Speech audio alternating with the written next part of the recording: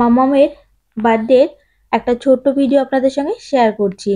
প্রথমেই আমি মামাম আর মামামের বাবা দেখতে গেছিলাম বার্থডে মেনুটা ঠিক কেমন, আর ওদের সঙ্গে কথাবার্তা সব বলতে গেছিলাম, কারণ এবার মামামের বার্থডেটা আমরা ঘরে তো করব না, এবার বাইরে করার ইচ্ছা আছে।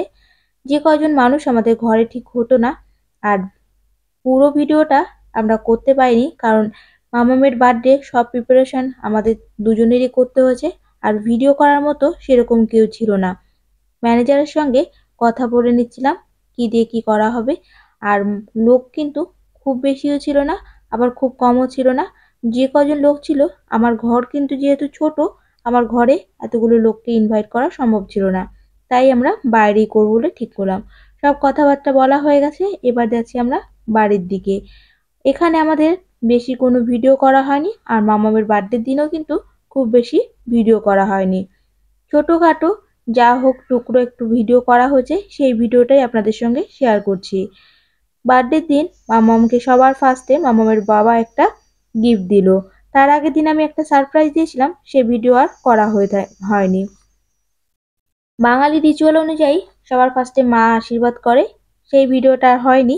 বাবা যখন আশীর্বাদ করছিল তখনের ভিডিওটার ক্লিপ আমি তুলে নিয়েছিলাম। আর সব শেষে শেয়ার করছি মামামের বার্থডে কেক কাটিংয়ের ভিডিও। সবাই ছিল, সবাই উইশ করছিল, আরও নিজের মতো করে কেক কাটছিল। এখন যেহেতু একটু বড় হয়ে গেছে, ওর আর হাত ধরতে হয় না, কারোর হাতও ধরতেও চায় না। আমি একটু ধরতে গেছিলাম, তাই আমাকে সরিয়ে দিল। যাই হোক, নিজের মতো করে কেক কাটলো, আর সবাই খুব মজা করেছে, আমরাও কিন্তু খুব খুশি হয়ে গেছি। আর তোমরাও মামামকে একটু উইশ করে দিও, আশীর্বাদ করো ও যেন বড় হতে পারে, আর যেন খুব ভালো মনের একটা মানুষ হতে পারে। ওর এবার ছিল 5 বছরের বার্থডে, তাই ভাবছিলাম একটু স্পেশাল ভাবে সেলিব্রেট করার জন্য ছোট্ট একটা ভিডিও শেয়ার করলাম। কেমন লাগলো জানাবেন।